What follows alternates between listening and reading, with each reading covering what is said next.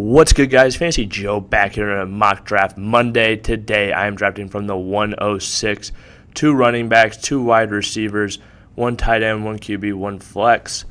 Let's hop into this draft. Today, I am going to be demonstrating a hero QB draft strategy. Now, would I personally use this draft strategy in many leagues?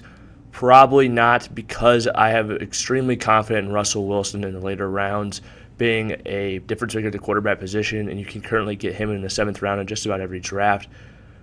I am personally taking that value just because, again, I'm just very confident in his ability. I think I can get basically a hero QB team build with him super late as well and just hit a bunch of running backs and wide receivers I like early. But that's just me personally, but I think guys like I do have Josh Allen and Justin Herbert ranked ahead of Russell Wilson, so I would be taking both of those. Probably going to try to snag Josh Allen in this draft as long as he doesn't get to very early, which is always possible. Justin Jefferson still on the board here, the 106. He's an auto pick for me there. Absolutely love that value. Okay, Josh Allen's still on the board. I am going to try to get him in round 3 or 4 or get Herbert, so I still feel like I can stack another playmaker. I'm going to snag Aaron Jones in this draft. I think he's a value at this point in the draft, 207.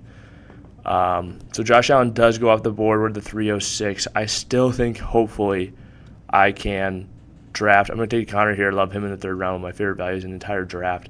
James Conner in the 3rd round. I'm going to take James Conner here. Hopefully I can get Justin Herbert. Oh, and they both went. Okay.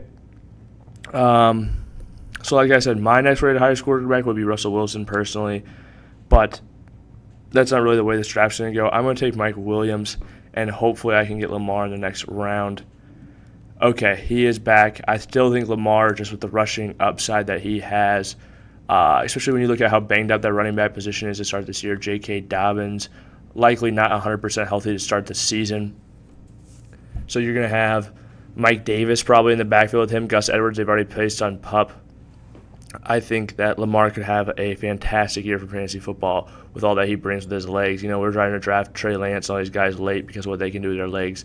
And I do think they're good picks. I have Trey Lance ranked very high, but Lamar is the highest rushing upside of any quarterback in football, and it's not particularly close to me. So, like that we got him there, even though the passing upside isn't the same as the rest of the guys. Pull up the roster. So far we've got Aaron Jones, James Conner, Justin Jefferson, Mike Williams, Lamar Jackson. Really like the build of that team. Now, I rarely go, if I am taking a quarterback early, I really like to punt the tight end position till late. Taking a look at the receivers, they're still on the board, the running backs. There's a few I like in each position. I'm between Gabriel Davis. You know what? I am going to take Gabe Davis here. I was tempted to take Clyde, but there is one running back I have ranked ahead of Clyde that I think I might be able to get in the next round. And that back did get back to me very easily, it looks like, and that's Rhamondre Stevenson. I'm very high on Rhamondre Stevenson this season. I think he's going to be more involved in the passing game on 3rd down, could potentially be the 3rd down back. I think he's going to get more 1st and 2nd down work just on how effective he was last year. Very, very good running back, graded out extremely well. The Patriots are going to give the ball to the best player, especially with the scheme change that they've made, him losing some weight. Really like Rhamondre this year. Love that I was able to snag Gabe Davis in my flex and have Rhamondre in my bench. I feel like I've got good depth for a team that took a quarterback early. I think that's a benefit, honestly. One of my favorite hero QB builds I've done so far this offseason. Now, taking a look at who's still out there, I am glad I went Gabe Davis there because now I feel like the wide receiver position is really starting to dry up. There are a few guys I still have my eyes on. I'm actually going to take Kadarius Toney here. It's the 8th round, but I think that's perfectly fine by me to take Toney. I think his upside is so high. They're talking about potentially trading or moving on from Kenny Galladay. I don't think that's going to happen, but I think it means Kadarius Toney is probably the number 1 wide receiver on this team, which is what I've been saying all offseason. And if he gets that type of target share, the sky's the limit for him in fantasy football. So I'm very excited for him. Chris Olave, I'm down to Chris Olave and James Cook. I'm going to take Chris Olave here just because I feel like he is the last guy at the wide receiver position, and I'm excited about. I honestly feel like James Cook's in a similar situation. If this is a PPR league, I would probably take James Cook. But with the injury currently to Michael Thomas, I think Chris Olave has a really good chance to be a big-time contributor as a rookie with the draft capital that the New Orleans Saints spent on him. Now, taking a look at who is still out there, Heinz, Kenneth, Gainwell. I'll take a shot on Kenneth Gainwell at this point in the draft. I like his upside. I think he's a talented football player. He's going to be more involved in the passing game than he was last year. George Pickens is out there. He's a very interesting name who I actually will select here in the 11th round. Just think his upside is very high. Not sure if he'll capitalize on it, but you never know.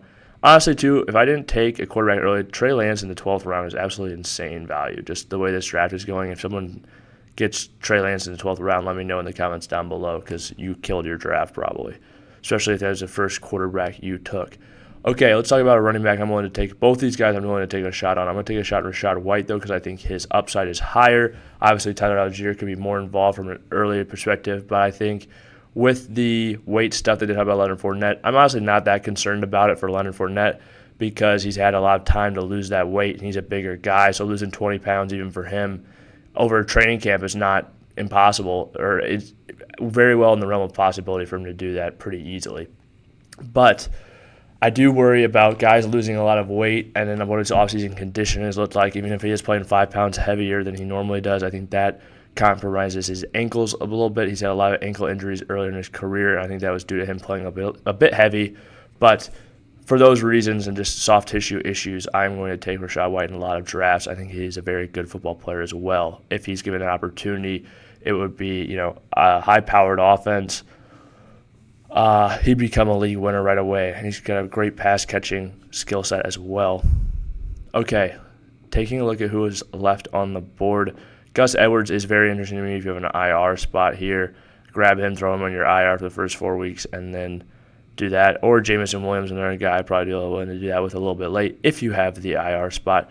But I still have not taken a tight end in this draft. I think Pat Freiermuth has excellent upside because of his athletic profile. Now I have him and Pickens. I do think that will be the most interesting, one of the most interesting target breakdowns this year is the Steelers because they have Pickens, who's looked like a star, Freiermuth, who looked great last year. Obviously, their number one wide receiver last season was Deontay Johnson by a mile. Now that Big Ben's gone, is he going to be hyper-targeted the same way? Is Chase Claypool phased out, or is he going to continue to take a step forward? He had 10 touchdowns as a rookie. A lot of question marks, a lot to be seen for that offense, and a team that will probably be a run-first football team if I had to guess as well. So, yeah, just a really interesting situation there in general.